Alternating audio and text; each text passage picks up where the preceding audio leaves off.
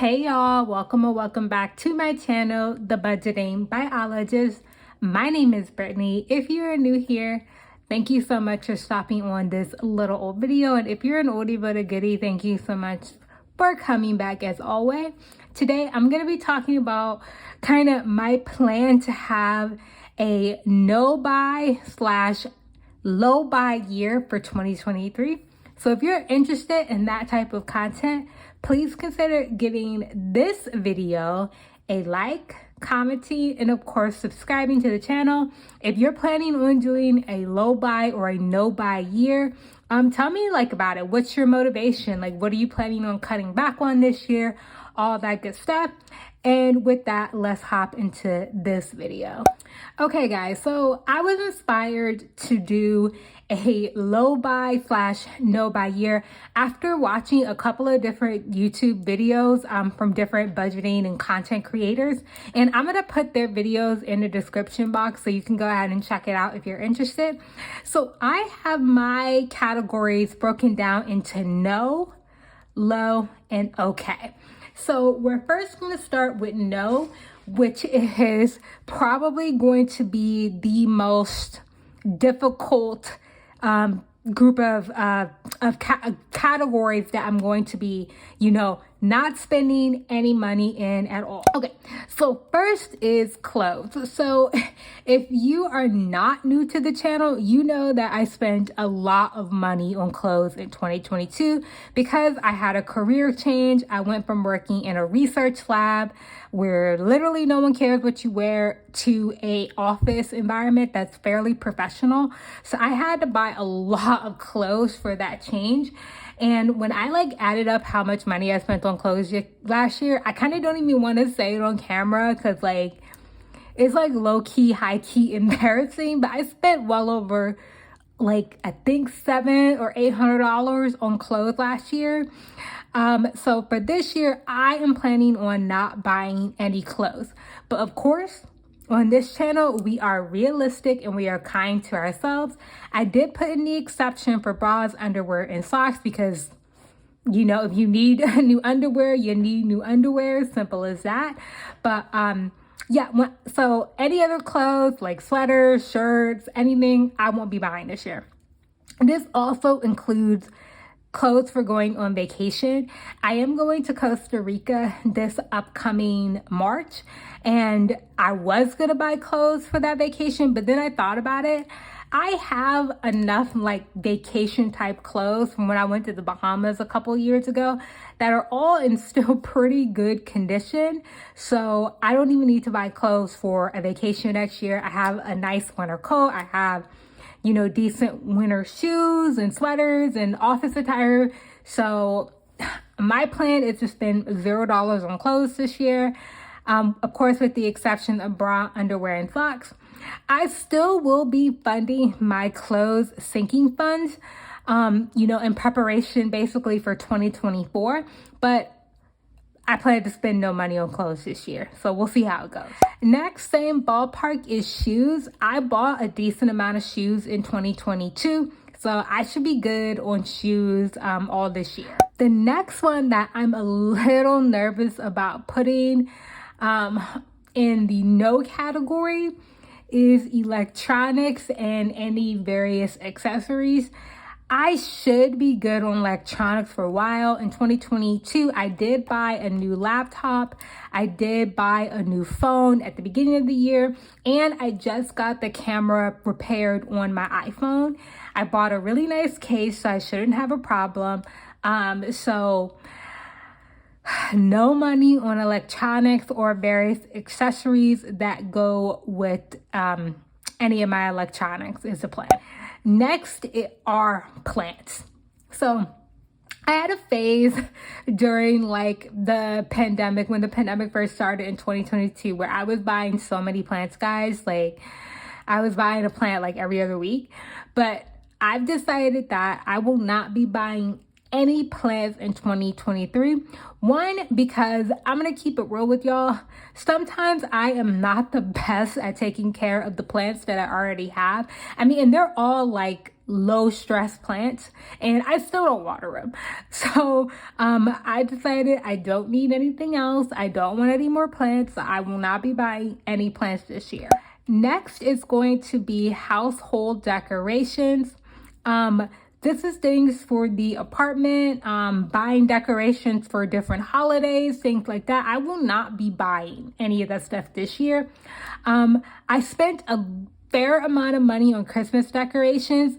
I mean, granted, I did get pretty much all the decorations at the dollar store, so I didn't spend that much, but this is just not something that is necessary, right? Like, the apartment we live in now is pretty well decorated. It's pretty comfortable the way that we have it. So I don't foresee myself spending any money on household decorations.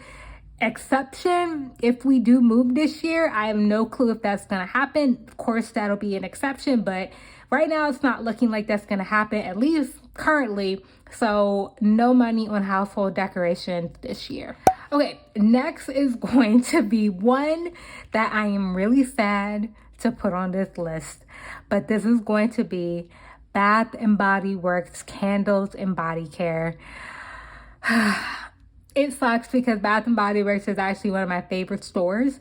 But when I was looking at kind of the stock that I have now for candles, for body care, I have way more than I can use. I have enough body care probably to last me to June, which will be the next semi-annual sale.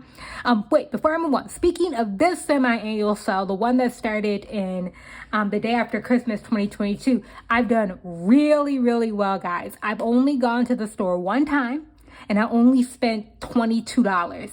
And I did use my gift card that I got from Fetch, and I haven't talked about Fetch recently, but I will put my code up on the screen. Basically, Fetch is an app where you can scan your receipts, and those receipts are points towards various gift cards, including Amazon, Bath and Body Works, Target, all that stuff. So I did convert my points to a Bath and Body Works gift card, and I went to the semi-annual sale, and then with those gift cards, I only wound up spending $22. So I did really well. But anyways, back to what I was originally saying, I will not be shopping at Bath and Body Works at all this year unless it is with a gift card. I will not be shopping with them. I have plenty of candles, I have plenty of body care, and quite frankly, I want to move away from using their body care, mainly because they use a lot of palm oil in their products, and I'm not really a fan of palm oil for a lot of different reasons. So I want to get away from Bath and Body Works. So it's gonna be, sad, but I'm sure I'll find an alternative. So at some point this year, once I have finished the stuff that I already have now. All right, next, I should have put this up there with clothes and shoes, and this is gonna be handbags. At the end of last year, I want to say in like October, I did buy a Coach Tabby bag. I've wanted that bag forever. Like, I've literally wanted it for like 2-3 years. And I decided I got a new job, I'm making more money, I was gonna get it. But now, again, I looked in my closet and saw that I have a good amount of handbags, and I'm not really a handbag person anyway. So this should be pretty easy for me to stick to, not getting any handbags this year. All right, last in the no category, and again, I think this one is going to be the easiest. This is like Amazon knickknacks, right? I am a sucker sometimes for those like list of 50 things that you should buy off of Amazon that you absolutely need. Like things you see on like BuzzFeed and stuff like that. But I've decided that I will not be buying any Amazon knickknacks this year. So this should actually be pretty easy for me to do because I don't shop on Amazon that often. I probably shop there less than the average person, if I'm being honest. So this shouldn't be too difficult for me to do. Okay. So moving on to the low category. So low basically means not no, right? Like I'm going to cut back, but I'm still going to allow myself a little bit of wiggle room to buy some stuff in these categories. First is going to be makeup. This one's going to be super easy. I am not a makeup girly, guys. Like I wear the exact same concealer, the exact same eyebrow pencil. Like, I don't really wear foundation and things like that. So this should be pretty easy for me to keep low, if I'm being quite honest with you. Now, what is going to be much more difficult this year to keep the purchases low is hair care. So I have natural hair, and if you know a Black woman with natural hair, or you are a Black woman with natural hair, you know the struggle it can be to find products that work well for your hair and that aren't insanely expensive, right? I have products that work really well with my hair. I know what they are, but I still go ahead and just randomly try new things that I don't need. And I really need to get out of the habit of that, because I spend way too much money on my hair.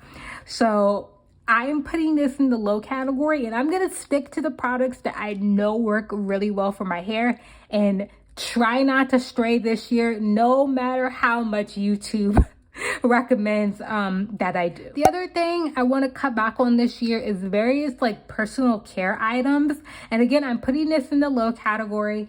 Again, I know what products work really well for my skin. I know the vitamins that work really well with me and my metabolism and all that good stuff. So I'm going to cut back, stick to the things I know work in terms of personal care, like skincare, vitamins, stuff like that, and stop experimenting and getting things that, quite frankly, I don't need. Next, for low, this one's gonna be tricky, and we'll see how this works out. And that's why I put it in low. This is eating out. Now, I don't know how much the average person eats out, but for me, I feel like I have increased the amount of money I've been spending on eating out. At one point, I only had budgeted $50 a month, and that was working really well. And I know things are more expensive these days, but still, I do felt like towards the end of 2022, I was doing a lot more eating out than I probably have in my entire life, and that includes college. So I definitely want to cut back on eating out. I think for January, I can't remember, but I think I set my budget at like $70. Gonna try to gradually decrease that to get maybe closer to 55 or 50 a month. We'll see, but I definitely want to spend less money on eating out. The next category I definitely want to cut back on, and again, this one should be fairly easy, is alcohol. I am not the biggest drinker anymore these days.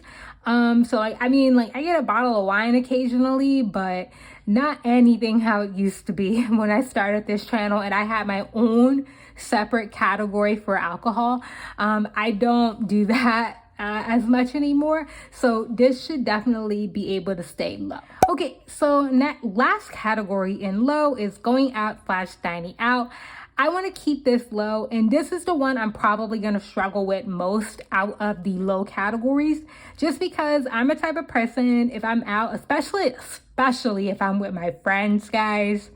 If I'm with my friends, I have no problem dropping a bag on food and drink. Like, it's kind of insane.